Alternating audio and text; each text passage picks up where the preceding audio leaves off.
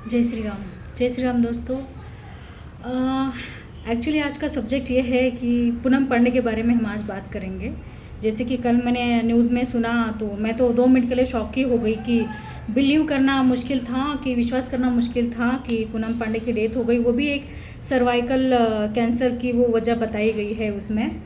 जैसे कि मैंने तो फर्स्ट टाइम ही सुना सर्विकल कैंसर, मतलब कैंसर तो वैसे बहुत सारे होते हैं, बट एक एक्ट्रेस, मतलब जितना कि मैं जानती हूँ सब लोग जानते ही हैं कि ज़्यादातर कितना हेल्थ कॉन्शियस रहते हैं मॉडल्स, एक्टर्स, हेल्थ को लेके, अपने डाइट को लेके। और इससे पहले उनका कोई ऐसा वीडियो भी नहीं आया ना कि जिसमें कि वो बीमार बताई गई है, या फिर ऐसे किसी वीडियो में बताया भी नहीं गया कि उनका कहीं पे ट्रीटमेंट चल रहा है या फिर उन्हें सर्वाइकल कैंसर हुआ है। अब मैंने जस्ट कल मैंने एक वीडियो देखा था आज तक पे सुधीर चौधरी जी का, जो मेरे बहुत फेवरेट है और वो सबका डीएनए कराते हैं, तो उन्हीं का मैंने आज तक पे देखा था न्यूज़ चैनल पे कि वो बता रहे थे कि इनका कोई डेड बॉडी वगैरह कुछ, मतलब कहीं से कोई फ़ोटो वीडियो कुछ भी सामने नहीं आया है। फिर बताया गया कि ये कानपुर में इनकी डेथ हुई है, वहीं पे उनका ट्रीटमेंट चल रहा था। फिर उन्होंने वहाँ पे इंक्वायरी की कि कोई पूनम पांडे नाम की कोई पेशेंट है कि वो एडमिट हुई है, उनकी डेथ हुई है, उनकी बॉडी कहाँ रखी है, कहाँ पे उनका अंतिम संस्कार होगा वगैरह, मतलब सारी बातें। तो मुझे ऐसा विश्वास करना मेरे लिए कठिन, मतलब इम्पॉसिबल सा मुझे लग रहा था कि इस बात में मुझे 1% भी दम नहीं लग रहा था कि ऐसा भी हो सकता है सडनली किसी की डेथ। बिकॉज अगर कोई भी बीमारी आपको होती तो कुछ तो सिम्टम्स बॉडी में आते होंगे ना, आना ही चाहिए। तो एकदम सडनली किसी की डेथ हो जाना, वो भी 32 एज में, माय गॉड, मुझसे भी छोटी है। तो मेरी वो फेवरेट नहीं है, बट मैं फॉलो ज़रूर करती हूँ, मुझे बहुत अच्छी लगती है। देखो, कोई भी एक्टर, कोई भी मॉडल जब सक्सेस हो जाती है तो उसके पीछे उनका इतना स्ट्रगल होता है, इतनी उनकी मेहनत होती है कि कोई सोच भी नहीं सकता है कि जितनी हमें एक जॉब पाने के लिए मेहनत करनी पड़ती है, उससे लाख गुना ज़्यादा एक एक्टर को, एक मॉडल को वहाँ तक पहुँचने के लिए करनी पड़ती है। ये सब लोगों को चमक धमक दिखती तो ज़रूर है, लेकिन इसके पीछे की जो काली दुनिया है, या फिर जितनी स्ट्रगल होता है, जितना उतार चढ़ाव होता है, कोई गिराते हैं, कोई कुछ करता है, बहुत सारी चीज़ें होते हैं लाइफ में। जैसे कि हमारे साथ भी बहुत सारी चीज़ें हो चुकी है। तो बहुत बुरा लगा कि एक मॉडल है जो इतना सक्सेस होने के बावजूद, इनका काफ़ी नाम है, बहुत बार ये कंट्रोवर्सी में रह भी चुकी है। कभी हस्बैंड को वो रेप केस में डाला था, बहुत सारी कंट्रोवर्सी में वो रह चुकी है, और फेमस भी है, काफ़ी अच्छे फॉलोअर्स, आई मीन काफ़ी अच्छे है, मुझे बहुत पसंद है एक्चुअली। बाय मेंटेन वो जिस तरह से खुद को रखती है, उनके फ़ोटोज़ वगैरह, उनके शूट्स में हमेशा देखती रहती हूँ, मुझे अच्छी लगती है।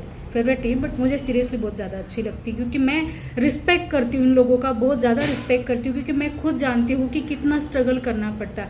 आज की डेट में अगर वो जहाँ पहुँचे हैं, वहाँ तक पहुँचने में इंसान को या लक ही चाहिए, सीरियसली मैं तो कहूँगी।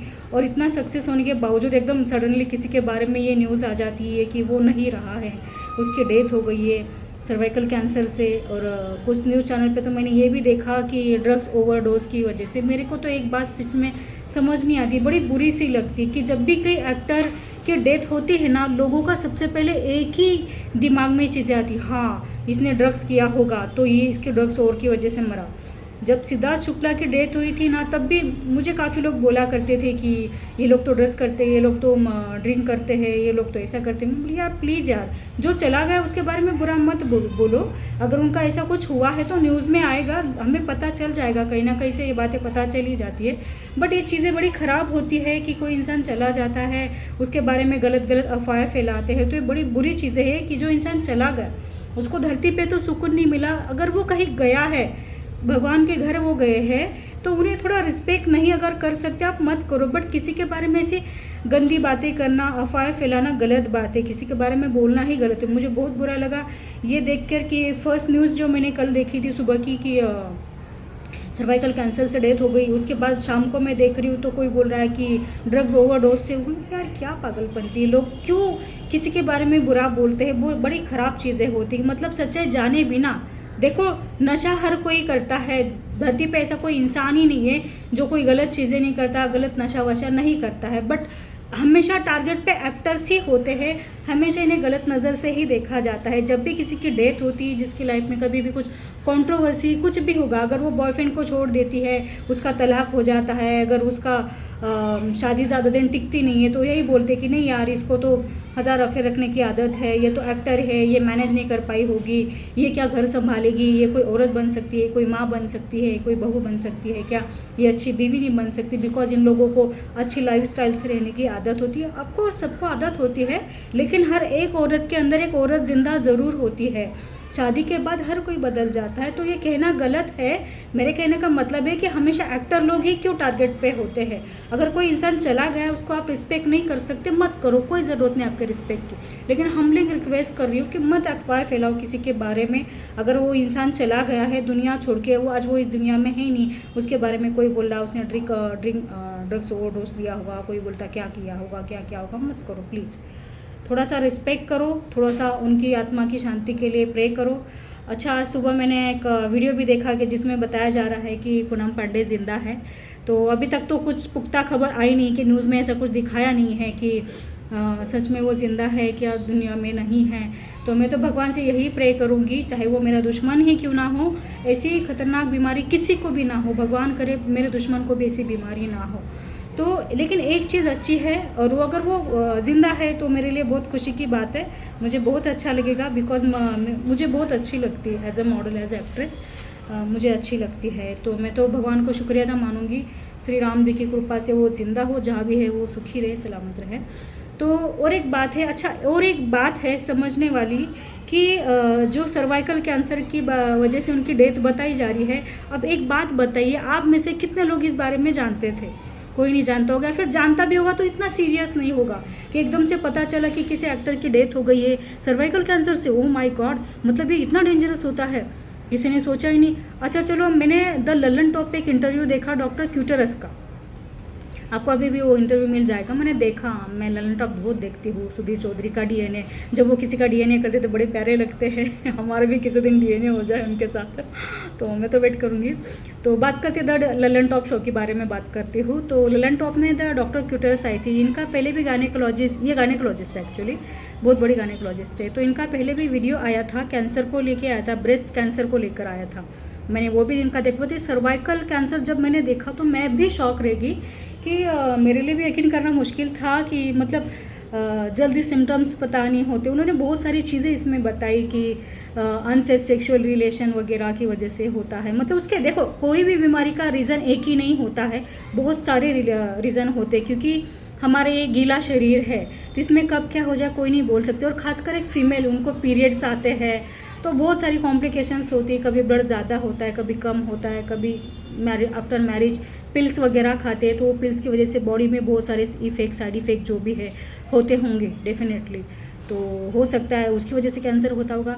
तो ज़रूरी नहीं है कि मैरिज के बाद ही हो या फिर रिलेशन के बाद ही हो, I have no idea much. But मैं एक बात अपने बारे में आपको एक बात बताना चाहती हूँ कि 2015 या 16 में मेरी तबीयत ख़राब हो गई थी। मतलब अचानक पेट फूलने लगा था, और कुछ तो मुझे हुआ था, तो मैं हॉस्पिटलाइज हो गई थी।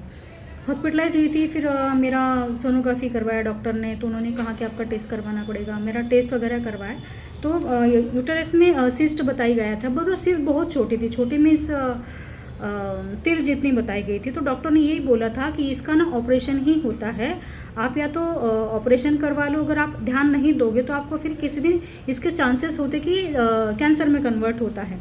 मैंने कहा डॉक्टर कैसे पता चलेगा कि सिस्ट बढ़ रही है, ये अगर मुझे कैंसर होने लगेगा या फिर मेरी बीमारी बढ़ने लगेगी, कल को अगर सिस्ट बढ़ रही है ओवरीज में, यूटरस में, तो उसकी वजह से क्या प्रॉब्लम्स होती, क्या सिम्टम्स हो सकते हैं। तो डॉक्टर ने मुझे यही बताया था, अगर आपको इरेगुलर पीरियड्स है, पीरियड्स मीन जो मंथली आता है, तो उन्होंने कहा था कि जैसे कि आपके पीरियड 2 महीना 3 महीना डिले हो, या फिर आपको पीरियड्स ही नहीं आ रहे हैं, आपका बॉडी फूल रहा है, तो यूँ समझ जाना कि आपकी सिस्ट बढ़ गई है और आप कैंसर के बहुत नज़दीक जा रहे हो। तो मैंने कहा ऐसा तो कुछ है नहीं, और बाय गॉड राम जी की कृपा से मैं अभी तक बहुत अच्छी हूँ। मुझे पीरियड्स से रिलेटेड कोई प्रॉब्लम नहीं है, मेरे पीरियड्स मुझे पर मंथ आते हैं। और रही बात ब्लड को लेकर, तो मेरा अभी मार्च फरवरी में मेरा एक्सीडेंट हुआ था, एक वेब सीरीज़ के शूट में मैं गिर गई थी गाड़ी से, तो तो मेरे घुटनों में चोट आ गई थी। चोट मतलब अंदरूनी चोट थी, बाहर से भी लगी थी, बट बाहर की चोट ठीक होने में महीना लगा। बाकी मेरा टांग ठीक होने, राइट लेग ठीक होने में थोड़ा टाइम गया मुझे कि मैं बेड रेस्ट पे थी, 1 महीना बेड रेस्ट पे थी। फिर ऐसा लगा कि अब मैं कर नहीं पाऊँगी, तो 15 दिन तो मैं कुछ खा ही नहीं पाई, बिकॉज मैं उठ ही नहीं पा रही थी, तो खाऊंगी क्या। तो फिर मैंने सोचा कि नहीं यार अभी घर जाना बेटर है, तो मैं होम टाउन चली गई। तो वहाँ से फिर तब मुझे 8 पॉइंट ब्लड हो गया था, अभी 5 महीने पहले की बात की, ज़्यादा दूर की नहीं है। 8 पॉइंट ब्लड हो गया था मुझे, बिकॉज मैं 1 मंथ बेड रेस्ट पे थी। बॉम्बे में तो अकेले रहती हूँ, तो खाने पीने के लिए कोई था ही नहीं। दोस्त बहुत सारे हैं, बट सब अपनी लाइफ में बिजी है, सब बड़े बड़े स्टार है, तो अपने लिए किसी के पास टाइम है ही नहीं। बट फिर भी मुझे किसी से कोई शिकायत नहीं है, मेरे भगवान जी हमेशा मेरे साथ रहे हैं। तो मैं घर गई तो कुछ टेस्ट करवाया कि दवाइयाँ असर नहीं कर रही थी, नहीं ठीक नहीं हो रहा था। फिर डॉक्टर ने ब्लड वगैरह टेस्ट करवाया, तो 8 पॉइंट ब्लड निकला मुझे। तो मम्मी ने आने ही नहीं दिया, फिर मैं महीना भर फिर घर पे रही। तो महीना भर में मेरा और ब्लड बढ़ गया 9-10 पॉइंट मेरा हो गया। फिर मैं बॉम्बे आ गई।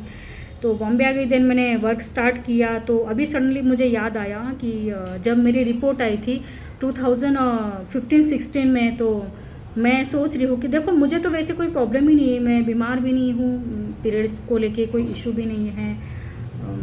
जैसे कि उन्होंने सिम्टम्स बताए थे वैसा कुछ भी नहीं है, बट फिर भी मैं टेस्ट ज़रूर करवाना चाहूँगी, और आप सबको मैं यही सलाह दूंगी कि आप लोग भी टेस्ट कराएं। तो चलो टेस्ट को लेके और एक बात मुझे याद आई, तो ये द ललन टॉप शो में जो डॉक्टर क्यूटेरस है वो थी वहाँ पे, तो उन्होंने बताया कि ये जो टेस्ट है सर्वाइकल कैंसर का, जो टेस्ट है गवर्नमेंट हॉस्पिटल में फ्री भी होता है, 1000-1500 लेकर भी होता रहता है। लेकिन ये कब की बात है, 4-5 साल पहले की, नहीं 2-3 साल पहले की, अभी साल भर पहले की, मुझे याद नहीं है, इतने सारे न्यूज़ देखते रहती हूँ तो इतना कुछ ज़्यादा याद नहीं रहता।